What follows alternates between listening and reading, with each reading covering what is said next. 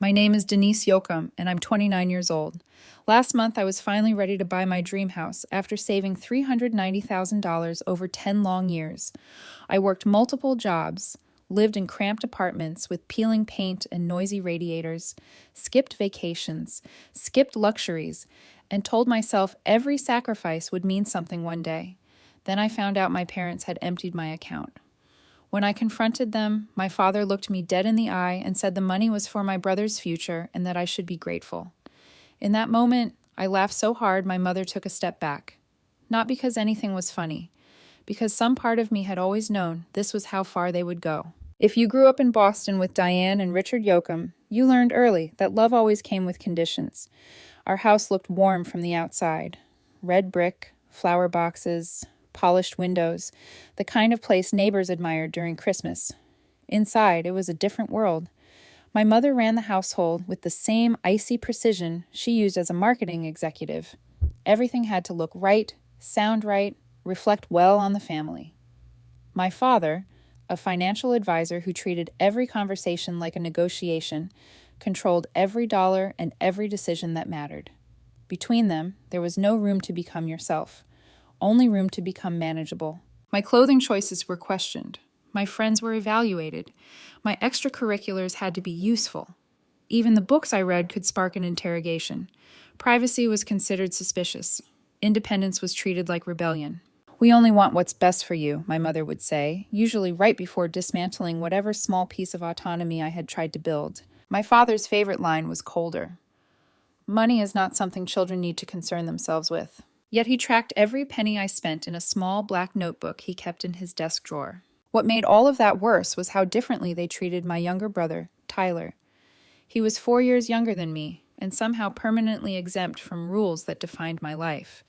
His room was his sanctuary. His opinions mattered. His mistakes were brushed off with indulgent smiles. My parents paid generously for his hobbies, from gaming systems to travel soccer leagues. And when he wrecked his first car at 17, they bought him a better one without so much as raising their voices. "Boys will be boys," my mother said with a shrug. Meanwhile, if I got home 15 minutes past curfew, I was treated like I had disgraced the family name. That contrast stopped confusing me early. After a while, it stopped hurting in the obvious way, too.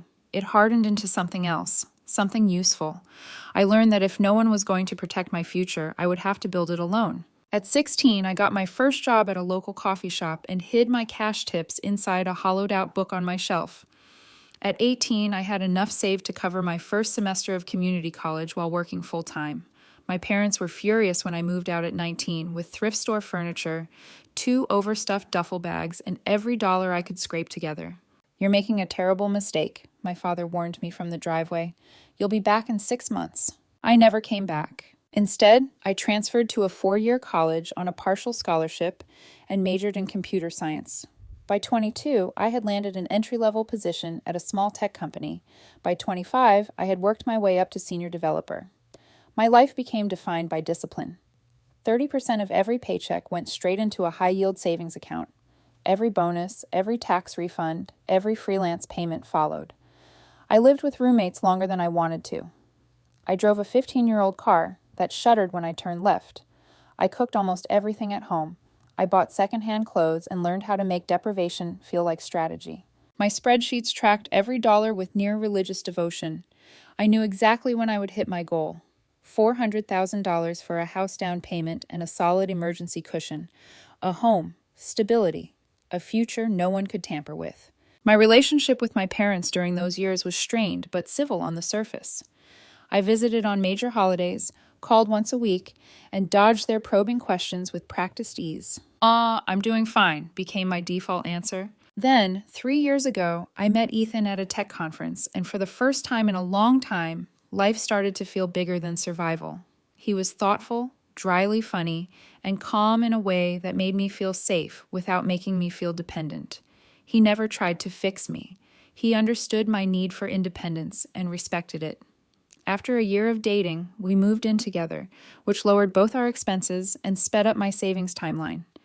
But more than that, it gave me something I had never really had before: the feeling that building a future could be joyful, not just strategic.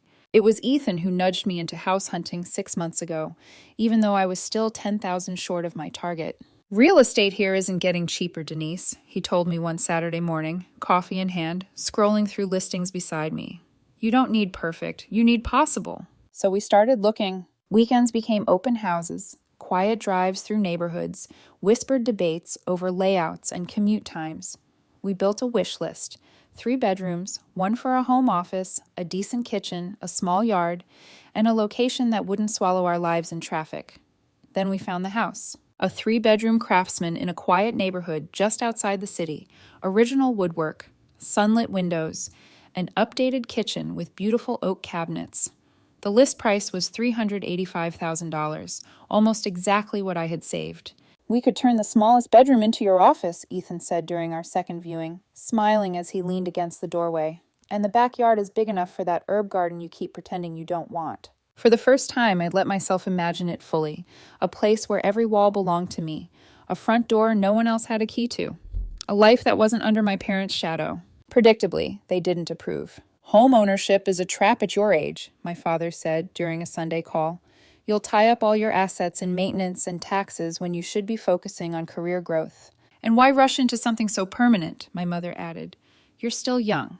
Their reaction didn't surprise me, so I gave them almost no details. Not the address, not the timeline, not even that I was getting serious about making an offer. Which is why, during our next family dinner, when my father casually mentioned the oak cabinets in the kitchen of the house I was considering, my hand froze around my fork. I looked up slowly. How do you know about the cabinets? For a split second, he looked caught off guard. Then he smiled. You must have mentioned it. I hadn't. I let it go in the moment, but the unease stayed with me. 3 days later, my phone buzzed with a notification from my banking app. Account access confirmed from new device. I frowned. I hadn't logged in that day. I checked immediately. Everything looked normal. No missing money, no strange transactions. Still, the alert unsettled me enough that I called the bank. The representative confirmed a login from a new IP address within the state. Since my balance hadn't changed, I settled for changing my password. 2 days later, it happened again. This time, I called immediately and spoke to a security specialist named Marcus. He reviewed my account and then said something that made my blood turn to ice. Miss Yoakum, I'm seeing multiple access attempts from devices not associated with your profile. There have also been several inquiries about wire transfer procedures. My grip tightened around the phone. Has anyone transferred money out? Not yet, he said, but I strongly recommend a temporary freeze and enhanced verification. I agreed on the spot. That night, I ran security scans on everything I owned, my phone, my laptop, my home computer. At first, nothing looked wrong. Then, during a deep scan on my personal computer, I found an unfamiliar hidden program running in the background. It wasn't normal software. After a panicked search and a call to a tech-savvy friend, I understood what I was looking at. Spyware. Sophisticated spyware, the kind that could capture keystrokes, screenshots, everything. And then I remembered 4 months earlier, when my laptop had been lagging during a visit to my parents' house, and my father had offered to clean it up for me in his office. My stomach dropped. With shaking hands, I logged into my savings using Ethan's tablet, bypassing the freeze through phone verification. The balance was 0. For a long moment, I couldn't breathe. The number on the screen didn't make sense. Where there should have been $390,000, there was nothing. 10 years of discipline, 10 years of double shifts, skipped vacations, cheap apartments, and quiet determination. Gone in a single transfer. Denise? Ethan's voice came from the kitchen. I didn't answer. I couldn't. My fingers trembled as I opened the transaction history. There it was. A wire transfer completed the previous afternoon, sending the entire balance to an unfamiliar account. My chest tightened as I opened the recipient details. Account holder, Richard Yoakum, my father. Something between a gasp and a scream escaped my throat. Ethan rushed into the living room and knelt beside me. What happened? It's gone, I whispered, barely able to hear my own voice. Everything. 10 years of savings, the house, all of it. He grabbed the tablet and scanned the screen. This has to be fraud, he said immediately. We call the bank right now. Wire transfers can be reversed if we act quickly. But as he spoke, I was already shaking my head. It's not fraud, I said quietly. It's my parents. I tried calling them immediately. No answer. I texted both of them. Nothing. I emailed their work addresses with the subject line, "Emergency, please call me." Hours passed without a response. By morning, after a sleepless night pacing our apartment, I had left 6 voicemails and more messages than I could count. The silence was deafening. Eventually, the shock hardened into something colder. "I'm going over there," I told Ethan as I grabbed my keys. "I'm coming with you," he said. I hesitated, then shook my head. "No, I need to do this myself." The drive to my parents' house felt longer than usual. The same quiet suburban street where I grew up looked exactly the same. Perfect lawns, trimmed hedges, my mother's flowers blooming along the walkway. From the outside, nothing had changed. Inside, everything had. My mother answered the door. Her expression flickered from surprise to something carefully neutral. "Denise," she said, "this is unexpected." "Is Dad home?" I asked. "He's in his study." I didn't wait for permission. I walked straight down the hallway and pushed open the office door. My father sat behind his desk, reading glasses perched on his nose. He looked up calmly. "Denise," he said, "what brings you by on a weekday?" I closed the door behind me. "I know what you did." He leaned back slowly. "You'll need to be more specific. You transferred $390,000 from my savings account yesterday, and you installed spyware on my computer months ago when you fixed my laptop." For a split second, something flashed across his face. Surprise, maybe. Then it disappeared. "Sit down," he said, gesturing to the chair across from his desk. I stayed standing. "Where is my money?" My mother slipped into the room behind me, closing the door softly. "She knows," she said quietly. "Of course she does," my father replied calmly. "Sooner than we expected." I stared at them. "You stole from me." My father folded his hands on the desk. "The money is safe," he said. "That's not what I asked." "We made a family decision," he continued, as if he hadn't heard me, "about the best use of those funds." "A family decision?" My voice shook. "You mean you decided what to do with my money without even asking me?" "Don't be dramatic," my mother snapped. "We're your parents." I'm 29. "And you were about to make a terrible financial mistake," my father said sharply, "putting all your liquid assets into an overpriced property. So you protected me by stealing it? By reallocating family resources where they will do the most good." Before I could answer, the front door opened somewhere in the house. Moments later, Tyler appeared in the doorway. "What's going on?" My mother immediately stepped forward. "Nothing that concerns you." "Actually," I said, turning toward him, "they just stole my entire savings account to give to you." Tyler froze. "What?" $390,000, I said. "Apparently your education and business idea are more important than my future." His face went pale as he looked at our parents. "Tell me that's not true." My father's expression hardened. "Denise is exaggerating." "Are you kidding?" Tyler said. "Did you take her money?" "It's not stealing when it's for your child's own good," my mother said coldly. Tyler looked horrified. "I never asked for that." "You'll understand when you're older," my father said dismissively. Then he looked at me and smiled. "Thanks for your naivety. Your money has now secured your brother's bright future." And suddenly, I laughed. Not a polite laugh. A deep, uncontrollable one that bent me over. My parents exchanged confused looks. "Denise," my mother said cautiously, "are you okay?" I wiped tears from my eyes. "Oh, I'm fantastic." My father frowned. "What are you talking about?" "You didn't get what you think you got." Silence filled the room. "What does that mean?" he asked slowly. I leaned against the desk. $390,000 was my total savings, I said. But last week, after I got pre-approved for a mortgage, I moved $351,000 into a completely separate account at another bank. The color drained from his face. "That's impossible." "You monitored my main account," I said calmly. "But after those strange login notifications, I went to the bank in person.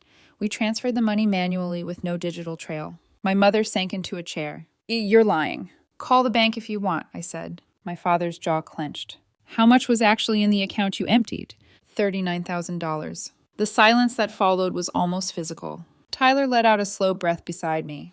"You tried to steal her entire life savings, and you didn't even manage that." My father's shock quickly turned into anger. "Yeah, you ungrateful children." "No," I said quietly. "What you did was fraud." I straightened and headed for the door. "You have 24 hours to return my $39,000, I said over my shoulder. "And if we don't?" my mother asked. I opened the door. "Then tomorrow morning, I go to the police." The 24 hours came and went without a single message. No apology, no explanation, no money. By the next morning, I was sitting in a police station with a folder full of evidence and a calmness that surprised even me.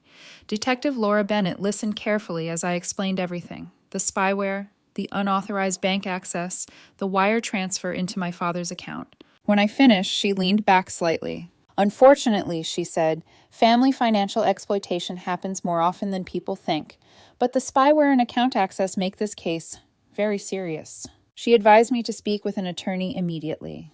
That was how I met Caroline Hughes, a financial crimes lawyer whose calm confidence reminded me a little of a surgeon preparing for a complicated operation. After hearing my story, she didn't hesitate. First, we freeze the money, she said. Then we file both civil claims and support the criminal investigation. Within days, a judge approved an emergency order freezing my parents' account. My parents responded exactly the way I expected.